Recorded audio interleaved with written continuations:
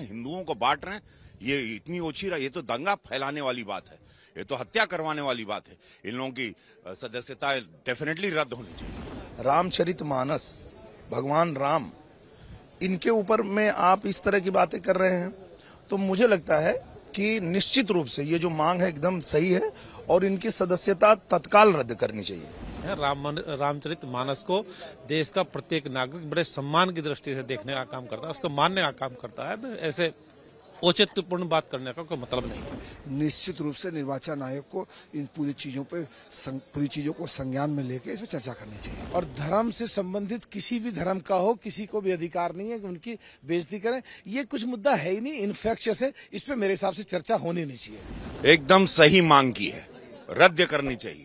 प्रभु राम पर अभी इन लोगों की राजनीति खत्म होगी तो अभी ये लेवल पर आ गए कि प्रभु राम पर, रामचरितमानस पर हमारे जो कई हजार साल पूरा विश्व मान रहा है इस हिंदुत्व को, इस सनातनी विचार को, उस पर ये लोग आरोप प्रत्यारोप लगाने की कोशिश कर रहे हैं, हिंदुओं को बांट रहे हैं।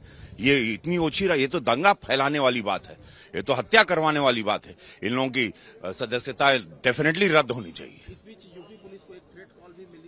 हम कह रहे हैं ये सब दंगा फैलाने, ये हिंदुओं को तोड़ के ये आतंकवादी गतिविधियां हैं। भाई क्या बात कर रहे हैं आप? अब तक कर दिया जाना चाहिए था, पता नहीं अब तक क्यों नहीं हुआ, क्योंकि ये लोग वो लोग हैं जो देश में ऐसी राजनीति करते हैं, तुष्टीकरण की राजनीति करते हैं, हमें बांटने की कोशिश करते हैं। और अब तो ये इस स्तर पे उतर गए हैं, ऐसे इनकी सोच इतनी खराब हो गई है कि मुझे लगता है कि अब इनको माफ नहीं करना चाहिए। ठीक है, आप राजनीति कर रहे हो, पर किस के ऊपर राजनीति कर रहे हो? रामचरितमानस, भगवान राम, इनके ऊपर में आप इस तरह की बातें कर रहे हैं, तो मुझे लगता है कि निश्चित रूप से ये जो मांग है एकदम सही है और इनकी सदस्यता तत्काल रद्द करनी चाहिए। ये अनावश्यक प्रकार के विवाद खड़ा करने का काम करते हैं। रामचरितमानस को देश का प्रत्येक नागरिक बड़े सम्मान की दृष्टि से देखने का काम करता है, उसको मानने का काम करता है। तो ऐसे औचित्यपूर्ण बात करने का कोई मतलब नहीं। लेकिन जो लोग सवाल उठा रहे हैं वो कहते हैं कि इसमें जातिगत विभेद किया गया है, उस पर टिप्पणी की गई है और उस विवादित हिस्से को हटाया जाना चाहिए रामचरितमानस से। ये सब चीजें ऐसी चीजें हैं जिनका कोई मतलब नहीं।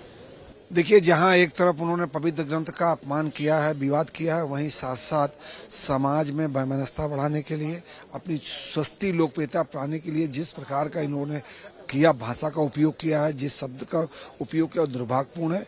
निश्चित रूप से निर्वाचन आयोग को इन पूरी चीजों को संज्ञान में लेकर इस पर चर्चा करनी चाहिए।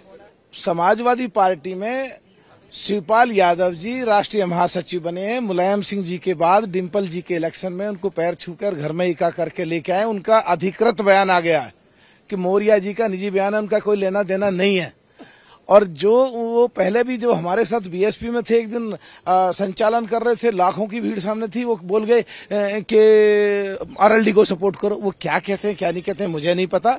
इसको रोल बैक करना चाहिए, अड़ना नहीं चाहिए। और धर्म से संबंधित किसी भी धर्म का हो, किसी को भी अधिकार नहीं है कि उनकी बेइज्जती करें। ये कुछ मुद्दा है ही नहीं, इन्फेक्शियस है, इस पे मेरे हिसाब से चर्चा होनी नहीं चाहिए। अभी चर्चा देश पे हो, चर्चा सदन में हो, चर्चा राष्ट्रपति जी के अभिभाषण पे हो, चर्चा बजट पे हो, चर्चा 8-10 दिन से देश में जो ये अभी अडानी का एपिसोड चल रहा है इस पे हो, जो गरीब लोगों का पैसा एलआईसी में और बैंकों में फंसा पड़ा इस पे चर्चा हो, सदन में चर्चा हो। वो तो बिल्कुल इन्फेक्शियस मुद्दा है, मैं सोचता नहीं इस पर चर्चा होनी चाहिए।